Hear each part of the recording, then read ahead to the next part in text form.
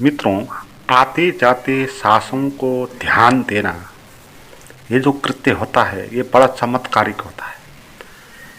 बहुत सरल सा लगता है, ये सामान्य जैसा आपको लगेगा, मगर इससे इतना बड़ा आध्यात्मिक लाभ हो सकता है जिसकी हम कल्पना भी नहीं कर सकते। बुद्ध ने तो अपने धर्म में विपश्यना नाम दिया इस कृत्य को, सांस पर ध्यान देने वाले कृत्य को, और इसको अपने धर्म का मूल केंद्र ही बना दिया। ये कृत्य सबसे श्रेष्ठ कृत्य है। पूजा पाठ, ध्यान, तपस्या, आप कुछ भी जो करते हो अध्यात्म के नाम पे, सबसे श्रेष्ठ कृत्य सांसों पर ध्यान देना होता है। क्यों होता है और सांसों पर ध्यान देना क्या है, इसके बारे में आपको अच्छे से समझना चाहिए। फिर आपको उसका प्रैक्टिस करके इससे होने वाला जो लाभ है उसका स्वयं प्रमाण बनना है। हमारे जीवन में सबसे ज़्यादा जो बाधा है ध्यान या आत्मज्ञान के लिए, वह है शरीर पर हमारा तादात्म्यता, मन पर हमारा तादात्म्यता। शरीर और मन से हम इतना चिपक के बैठे हैं कि जो कुछ भी हो जाता है हम उसी से रिलेटेड हो जाते हैं, उसी से संबंधित हो जाते हैं। उसी से संबंधित हो जाने के कारण भीतर कुछ हमारा केंद्र बसता नहीं, हम झूठे केंद्र पर पहुंच जाते हैं। तो जब तक शरीर और मन से ये तादात्म्यता टूटेगा नहीं, तब तक हमको ध्यान का अनुभव हो नहीं सकता। तब तक हमारा जो आत्मा स्वभाव है उस तक हम पहुंच नहीं सकते। मगर शरीर और मन से ये तादात्म्य कैसे टूटे? श्वास पर ध्यान देना ये शरीर और मन से तादात्म्य टूटाने का सबसे अच्छा तरीका है, क्योंकि शरीर को जोड़ने वाला जो माध्यम है वो सांस है। शरीर को आत्मा से जोड़ने वाला जो साधन है वो सांस है। असल में शरीर कुछ होता नहीं, केवल सांस होता है। सांस ने ही शरीर और हमारी जो आत्मा है उसको संबंधित करता है, सांस ही करता है। मगर हमको लगता है कि ये शरीर पैर से सर तक जो भी इधर उधर का हमारा अनुभव होता है और मन में जो विचार चलते हैं, हमको लगता है ये चीज़ महत्वपूर्ण है, इसी ने हमको अस्तित्व से जोड़ के रखा है। हमको ये लगता है और इसीलिए हम इससे चिपक जाते हैं। मगर अस्तित्व से हमको केवल सांस ने जोड़ा है, और ये पूरा का पूरा शरीर सांस लेने का एक यंत्र है। अच्छे से सांस आप ले, इसलिए हमारे शरीर में बहुत सारी व्यवस्था बनी हुई है। सांस लेने का यंत्र है मनुष्य का शरीर, क्योंकि सांस लेगा तो ही वो शरीर और मन अस्तित्व से जुड़ेगा, तो आपके भीतर प्राण की एनर्जी संचारित होती रहेगी। सांस नहीं चलेगा तो प्राण की एनर्जी संचारित नहीं होगी। तो पूरा का पूरा शरीर का यंत्र ये सांस को चलाने के लिए काम करता है। फेफड़ा को सांस भीतर लाने के लिए और बाहर निकालने के लिए जो मूल कृत्य है शरीर का वो यही है, और इसी के लिए और सारे बहुत यंत्र हमारे शरीर के अंदर हैं। तो शरीर और मन से तादात्म्य आप तोड़ना चाहते हो तो सीधे ही आप शरीर और मन से तादात्म्य तोड़ नहीं पाते। आपको पहले सांस से अपना संबंध तोड़ना होगा, सांस से अलग होना होगा। सांस से जब आप अलग होंगे तो ही आप शरीर और मन से अलग होंगे, मगर सांस से आप अलग नहीं होंगे और शरीर और मन से आप जितना भी प्रयास करें अलग होने का, आप अलग हो नहीं पाएंगे, क्योंकि जोड़ने वाले यंत्र है सांस, और उसको आपने देखा नहीं, उससे आप अलग हुए नहीं, तो फिर शरीर से और मन से आप अलग हो नहीं सकते है। आप मन में चलते हुए विचारों से अलग हो नहीं सकते, शरीर में उत्पन्न दुख, कष्ट, बंधन इत्यादि का अनुभव से आप अलग हो नहीं सकते। मगर सांस से आप अलग हो गए तो आप ये सभी चीज़ों से अलग हो सकते हैं, क्योंकि सांस ही मूल शरीर है। तो सांस को जब हम देखेंगे तो उससे क्या होता है इसको समझे। सांस हमारे भीतर नॉन स्टॉप चलता है, वो 24 घंटा ही चलता रहता है, और हम सांस को चलाते नहीं। पहले बात ये आप जान लें, हमने अपने को मैं मान के रखे हैं, एक केंद्र बना दिया है मैं का, मैं भाव का। और हम मानते हैं कि यही मैं भाव जो है वही मैं सब चीज़ करता है, और सांस को भी यही मैं चलाता है, हमको ये लगता है। मगर सांस ये मैं नहीं चलाता, सांस शरीर के यंत्र अपने आप चलाता है। इसलिए जब हमारा मैं नहीं होता तब भी सांस चलता है। इसलिए जब रात सो जाते, आपका जो मैं है वो जब सो जाता, बेहोश हो जाता, तो भी सांस तो चलती। इसलिए ये मैं सांस नहीं चलाता, सांस अपने आप चलती है। पहले इसमें ये बात समझनी है। मगर हमको ये भूल होता है, हमको ये भ्रम होता है कि हमको लगता है कि मैं सांस चला रहा हूँ, है। हम सांस नहीं चलाते हैं, शरीर का यंत्र जो है वो अपना काम करता है और उससे सांस चलती है। और हम सांस नहीं चलाते हैं, सांस अपने आप आती है जाती है, तो हम इस प्रक्रिया को भीतर से देख सकते हैं, है। इसको हम जान सकते हैं। हम ये जान सकते हैं कि ये सांस भीतर आई, ये सांस बाहर गई, ये सांस भीतर आई, ये सांस बाहर गई। इस कृत्य को हम देख सकते हैं। तो इसी को देखना है। बुद्ध इसी को विपश्यना कहते थे। आप सांस को ज़्यादा अपने तरफ से बल लगा के चलाना नहीं, सांस तो अपने आप चल ही रही है ना। आपको केवल देखना है कि सांस कहाँ पर है, नोटिस करना है। सांस भीतर आ रही है तो अपना ध्यान को भीतर ले जाना है सांस के साथ साथ, और सांस बाहर आ रही है तो ध्यान को ले जाना है सांस के साथ बाहर। और इसमें मन में विचार चलेंगे, शरीर में विभिन्न प्रकार के संवेदनाएं होगी। इस तरफ आपको नोटिस नहीं करना है, इसको छोड़ देना है।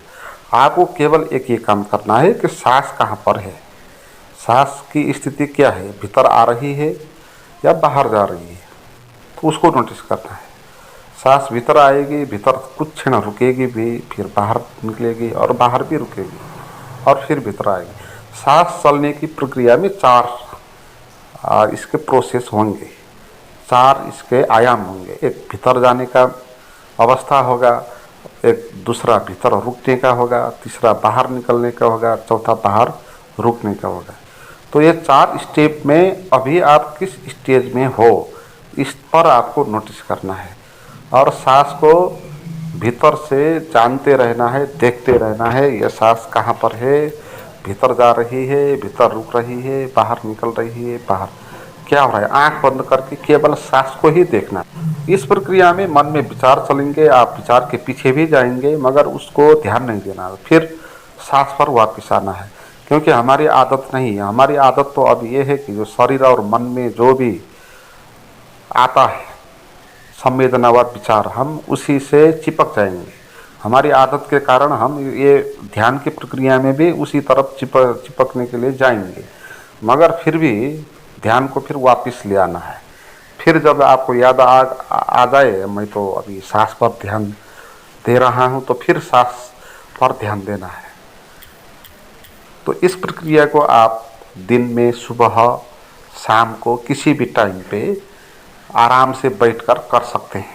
तो इससे होता क्या है, ये महत्वपूर्ण बात है। जब आप सांस को देखते हो, भीतर आ रही है बाहर जा रही है, तो क्या होगा आपको कि आप धीरे धीरे सांस से भिन्न हो जाएंगे, है ना। आप दो पार्ट्स में विभाजित हो जाएंगे। एक सांस होगा जो चलती रहेगी, आएगी जाएगी, और एक आप होंगे भीतर जो ये देख रहा होगा।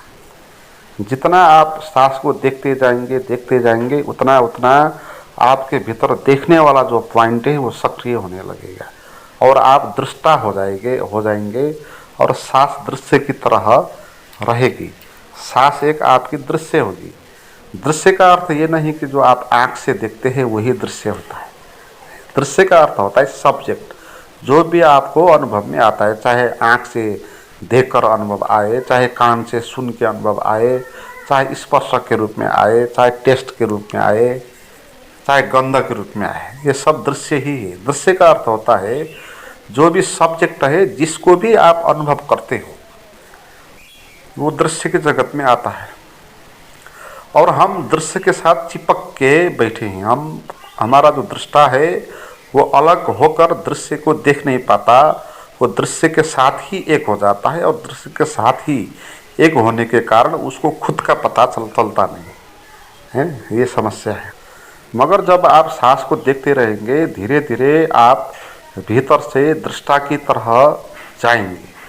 आप सांस को देखने वाले हो जाएंगे, और जितना आप सांस को देखते जाएंगे उतना उतना आपको ये भी अनुभव होगा कि आपका शरीर बहुत हल्का फुल्का हो रहा है, आपके मन में विचार बंद हो रहे हैं, ये अनुभव होगा आपको। जितना आप दृष्टा की तरह सांस को देखने में समर्थ होंगे उतना ही आप अलग होते जाएंगे, और आप सांस से अलग हो जाएंगे तो आप सभी चीज़ से अलग हो जाएंगे। मैंने कहा सांस शरीर का केंद्र होता है ना। शरीर में जो संवेदना होती है या मन में जो संवेदना होती है, विचार उठते हैं, ये डायरेक्ट हमारे ऊपर प्रभाव नहीं डालते, ये सांस के कारण प्रभाव डालते। इसलिए सांस की जो अवस्था लय होता है उसको आप देखें।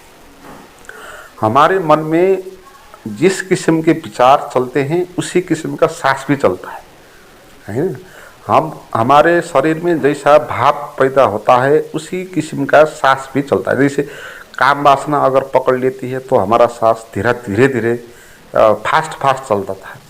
शांति हमारे शरीर में पैदा हुई तो सांस धीरे धीरे चल जाती है ना।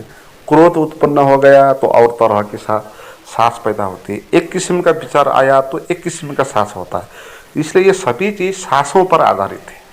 आप सांस को अगर लय में ढाल दो धीरे धीरे, है ना, सांस को धीरे धीरे आप चलाना शुरू कर दो और उस पर ध्यान देना शुरू कर दो तो आपको कुछ भी परेशानी होगी नहीं, आप बिल्कुल शांत हो जाएंगे, है ना। क्योंकि सांस और मन के विचार और शरीर के संवेदना ये सब की जुड़े हुए हैं और इसका केंद्र है सांस। और सांस को अगर हमने बदल दिया तो विचार भी बदल जाएंगे। विचार बदलेगा तो सांस भी बदलेगा। आपके शरीर में काम वासना उत्पन्न हो गया तो सांस की चाल बदल जाएगी। तो अगर आपको शरीर के विचारों को और मन को बदलना हो तो आप सांस को बदल सकते हो, तो शरीर और मन में भी बदलाव आ जाएगी। इसीलिए जब आप सांस को देखते चले जाते हो, आती जाती हुई सांसों पर ध्यान रखते हो तो शरीर शून्य होता जाएगा, विचार शून्य होता जाएगा और सांस भी शून्य होता जाएगा। फिर सांस भी कहीं दूर चलता हुआ आपको नज़र आएगा। आप सांस से ही अलग हो जाएंगे तो शरीर से ही अलग हो जाएंगे। सांस से अलग हो जाना शरीर से अलग हो जाना है। तो सांस को देखते जाना है, देखते जाना है, देखते जाना है ना। जितना आप देखते जाएंगे उतना आप सांस से भिन्न होते जाएंगे, क्योंकि देखने वाला अलग होगा जो दिखाई पड़ता है उससे। अगर आप सांस को देख पाते हो, आती जाती हुई सांस को देख पाते हो, तो इसका अर्थ है कि आप सांस नहीं हो, आप तो सांस को देखने वाला हो गए। सांस तो आपके लिए दृश्य हो गई ना, है ना। तो इस सरल सामान्य सा कृत्य से भी इतना बड़ा चमत्कार हो जाता है कि हम सांसों, शरीरों और मन से सभी कुछ से हम अलग होकर दृष्टा की जगह पर, साथी की जगह पर हम आ जाते हैं। तो इस कृत्य को आप दिन में 2 बार, सुबह उठने के बाद और शाम सोने से पहले इस कृत्य को करके आप इसका लाभ उठा सकते हैं। और ये कोई सैद्धांतिक बात नहीं है, ये बिल्कुल प्रैक्टिकल बात है। आप करके देख लो होता है कि नहीं होता है ना। अगर होता है सच में तो ये फैक्ट है, वैज्ञानिक है। नहीं होता है तो झूठ है, ये थ्योरी नहीं है, ये प्रैक्टिकल बात है।